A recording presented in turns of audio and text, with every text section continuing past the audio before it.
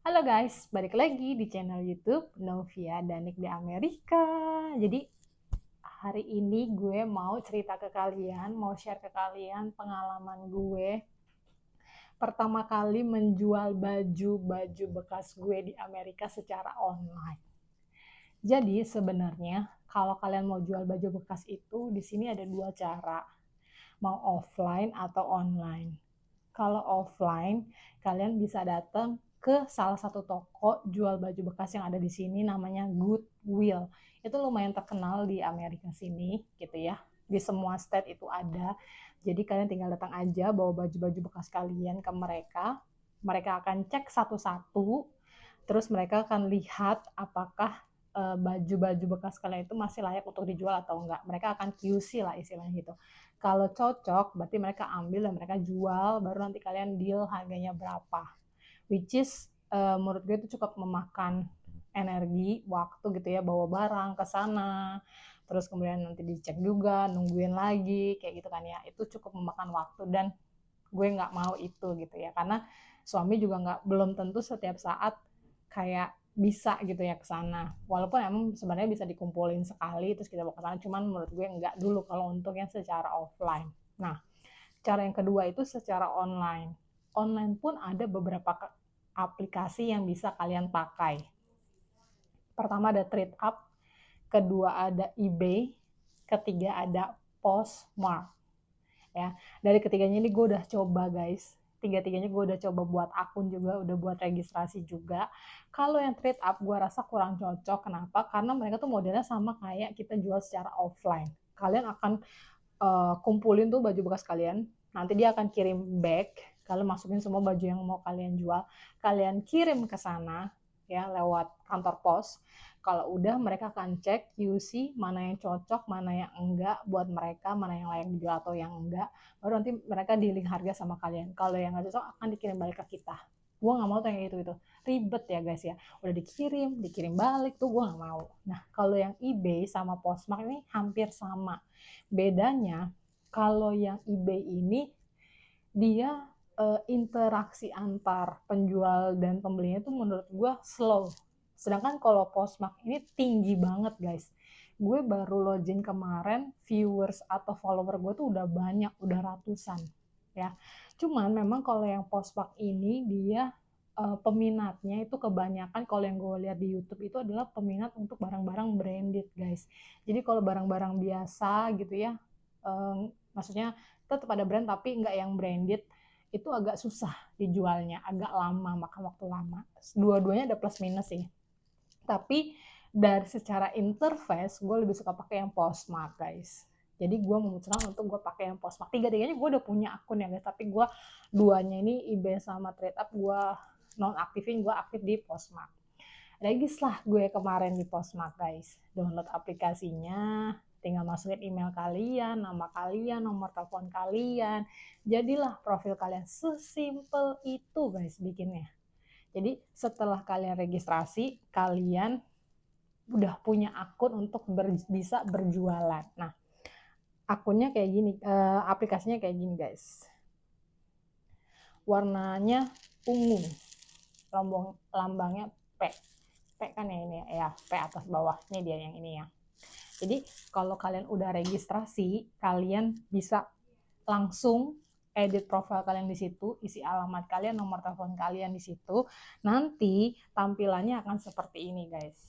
Ya, kalian bisa jelas lihat di sini. Ada yang bisa live juga kayak di Shopee, guys, kayak di TikTok gitu lah, bisa live juga kalian. Bisa langsung cobain, terus ada yang nawar kayak gitu itu bisa juga. Nah, kalau kalian lihat di bawah sini ya, ini tuh aplikasi bukan cuma buat jual, tapi kalian juga bisa beli baju-baju bekas di sini. Kalau kalian mau beli, kita pilihnya yang shop ya.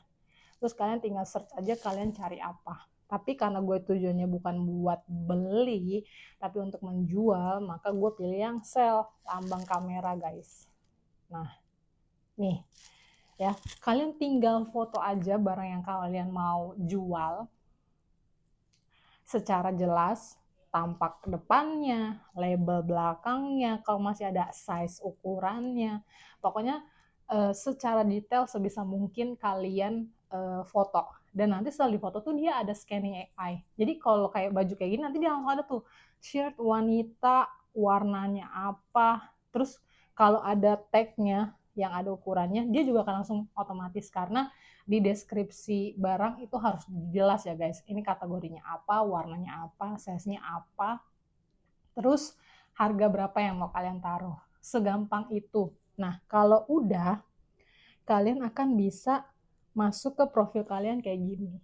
Ini profil gue ya guys, baru buat kemarin. Nah ini barang-barang yang udah gue post. Apa aja yang mau gue jual nih udah ada. Belum banyak, karena emang gue masih coba-coba banget kemarin.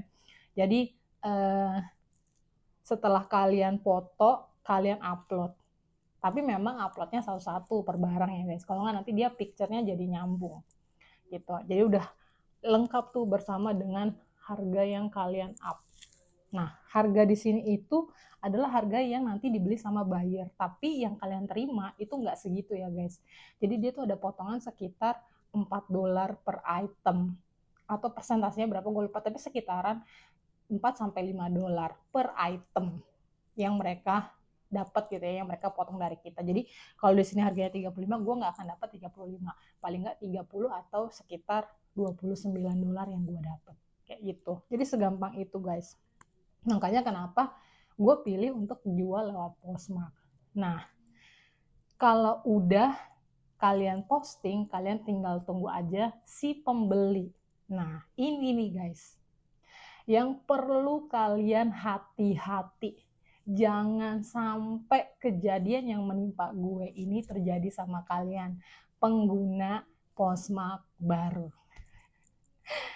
Jadi, ketika kemarin gue upload list barang-barang gue yang ada yang mau gue jual ceritanya, itu langsung banyak yang komen guys. Jadi kalau kalian masuk ke bagian bawah sini ada news, kalian bisa lihat di atas ada all, ada komen, ada offer, ada order gitu ya.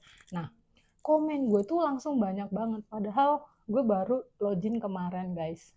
Dan follower gue juga kalau kalian lihat udah ada 523 sampai dengan sekarang. Sebanyak itu. Dan rata-rata komennya tuh bilangnya kayak gini guys. Contoh ya, comment on their bundle. Congratulations, your item has been successfully sold out on our platform. Kalian bisa lihat nggak? Pokoknya gue bacain. Intinya tuh dia ngasih tahu kalau barang kalian itu sudah terjual di platform kalian. Anyway, di sini tuh di Postmark itu orang lain bisa bantu jual produk kalian dengan cara ambil produk kalian, bundling produk kalian ke profilnya dia, bisa kayak gitu. Nah, dia tuh kirim notif kayak gitu guys. Gue dengan senang hati kayak baru berapa menit baju gue udah terjual banyak gitu. Di otak gue kayak nih gue. Dan lo tahu apa guys? Iya. Ketika gue bilang, kan di sini dia bilang, your item has been successfully sold out on our platform. To download your shipping label, please complete account verification within 24 hours.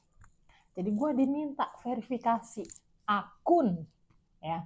Di mana verifikasinya ini? Dia kirim lewat email gue guys. Oke. Bentuk emailnya kayak gini. Nah, Postmark team bla bla bla, dia bilang kasih tahu order ini udah masuk, si pembeli sudah menyelesaikan step-step yang harus dia penuhi, sekarang tinggal gue sebagai penjual untuk memverifikasi akun gue supaya akun gue ini terpercaya, istilahnya gitu. Terus dia kasih ini lanjutannya, nah ini confirm ordernya, gue tinggal klik approve kalau gue mau approve. Gue approve dong. Nah, setelah gue approve, dia muncul ke website kayak gini. Jadi di atas tuh ada item yang kalian jual, harganya berapa, terus kan receive fund. Mau terima nih dananya. Misalnya contoh baju ini gue jual $10. Gue mau tarik nih dananya $10, mau terima. Ketika gue receive, dia tuh minta connect langsung support chart, terus gue diminta masukin detail card gue guys. Kartu, terus tanggal valid kartu, CCV, nama pemilik, pemegang kartu, sampai dengan saldo balance. Menurut gue wajar lah untuk verifikasi nih. Gue masukin. Sampai akhirnya ada SMS masuk ke gue. Ya. Dari bank, nomornya bukan nomor bank gue. Biasa kan nomor bank kayak call center bank cuma berapa digit. Ini kayak nomor handphone guys, lengkap banget nomor handphone. NFC alert, transaksi $199, kode transaksinya sekian nih. Kalian lihat, kelihatan nggak? Ya, pokoknya gini. Terus dia kasih kode. Nah, gue diminta masukin kodenya di bagian chat tadi. Gue dakdikdukser nih guys, bener nggak nih? Akhirnya nggak lama dari itu, bank gue SMS. Bank gue SMS, dia bilang kayak gini guys. Nah, kalau kalian lihat nomor ini kan sedikit ya guys. Ini baru meyakinkan kalau ini bank. Dia bilang NFC fraud alert. Did you use card ending blah blah blah word on for $149? Reply yes or no. Help for tax. Gue bilang, wah, dia mau didak rekening gue nih, $199 yang pertama. Jelas banget gue bilang enggak. Gue bales no. Maka transaksi dia ditolak atau diblokir. Gue mikir, aduh, biaya apaan nih? Kayaknya nggak ada di disclosure-nya, ada biaya subscription dan lain-lain. Makanya gue pilih no. Gue cerita lah sama ibu mertua gue sama suami gue. Mungkin itu biaya subscription, ditambah nyokap mertua gue bilang dia pernah beli baju di Postmark dan barangnya sampai. Which is kayak legit banget kan aplikasinya. Terpercaya banget kan aplikasinya. Akhirnya dibilang, udah nggak apa-apa, jalanin aja. Mungkin itu biaya subscription. Teng. Gue coba lagi masukin kedua kalinya, tapi nggak pakai kartu gue karena kartu gue udah diblok transaksinya. Jadi gue pakai kartu suami gue.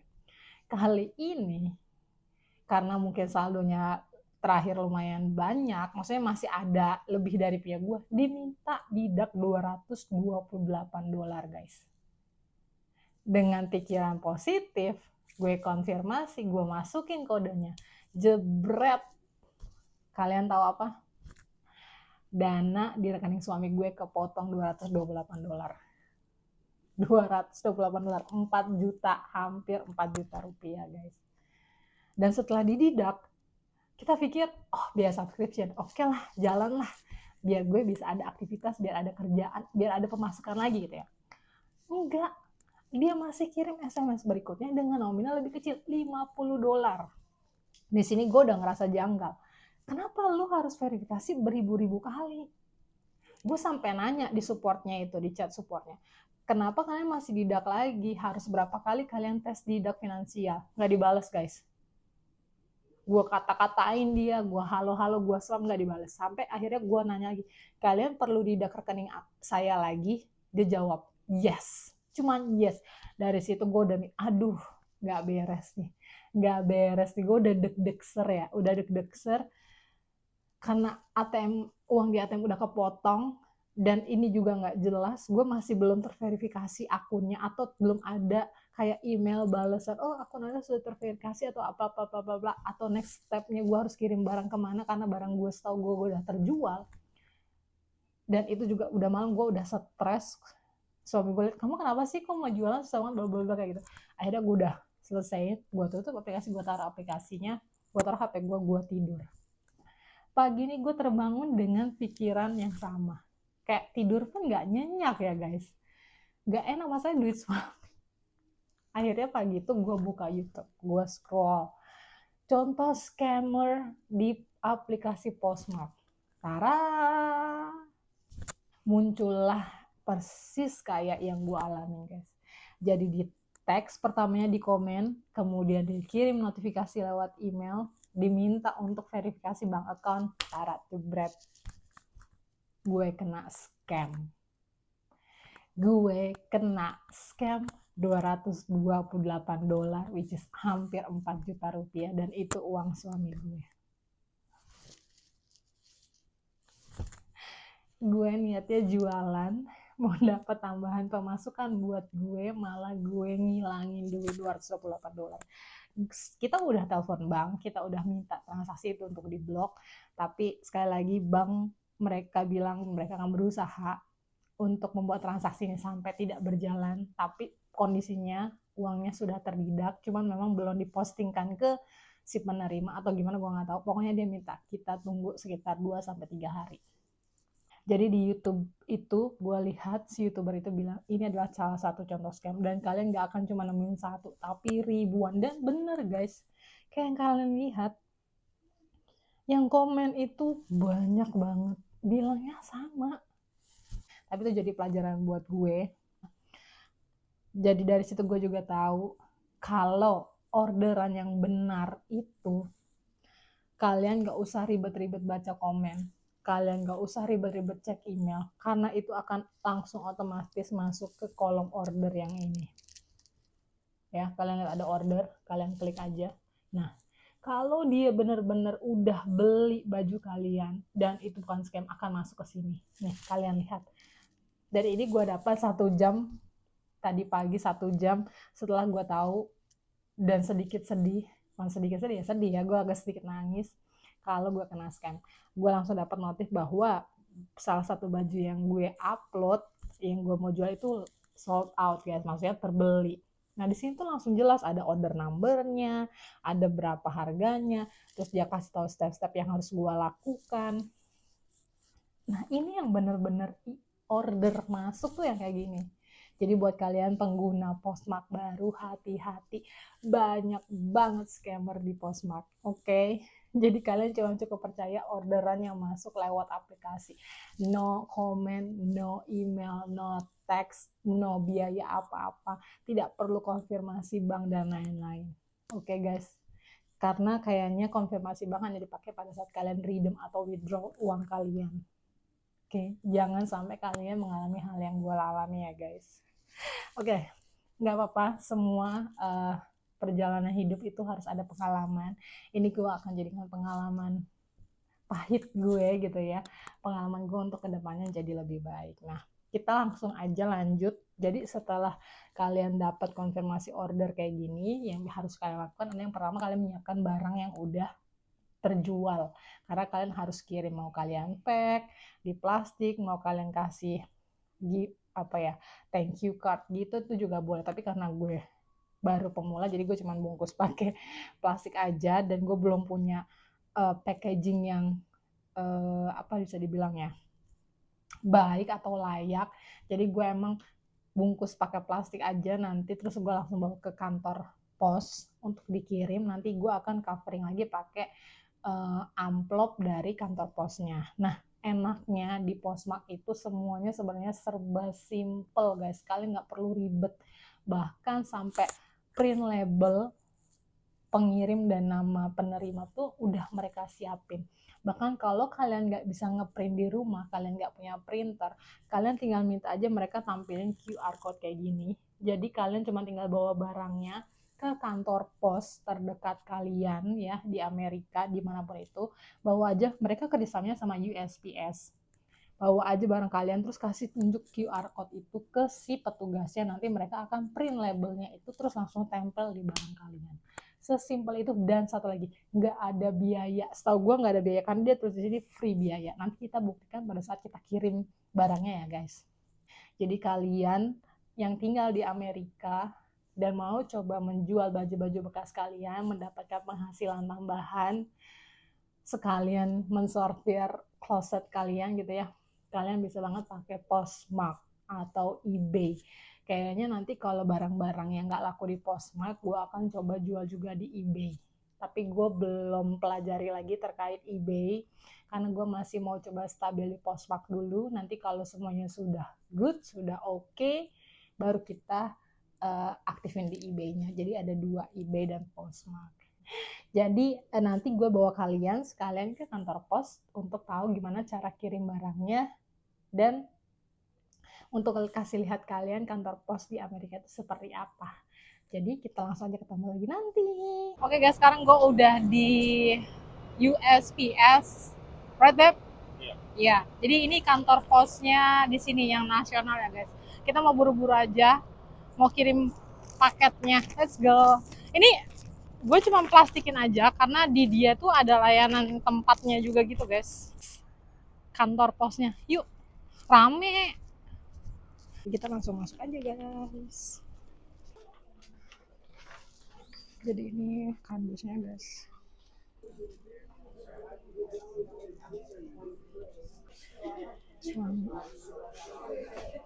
Jadi ini paketnya udah dimasukin, nanti kita tinggal kirim, dia juga bisa print address-nya guys, kalau kalian nggak bisa print. Oke, jadi kita udah selesai kirimnya, gampang banget guys, dan nggak bayar, gratis. Priority mail tapi gratis guys. Ya tapi emang seperti yang gue jelaskan di video, dia ada ambil fee dari jumlah harga yang kita up, lumayan lah, nggak jelek-jelek banget. Oke guys, jadi kita udah di rumah. Videonya sampai di sini aja. Semoga kalian suka dengan videonya. Jangan lupa like, comment, dan share. Bye bye. Bye husband. Bye. Jangan lupa like, say it. Like and subscribe. Like, comment. Subscribe. Iya. Bye. Bye.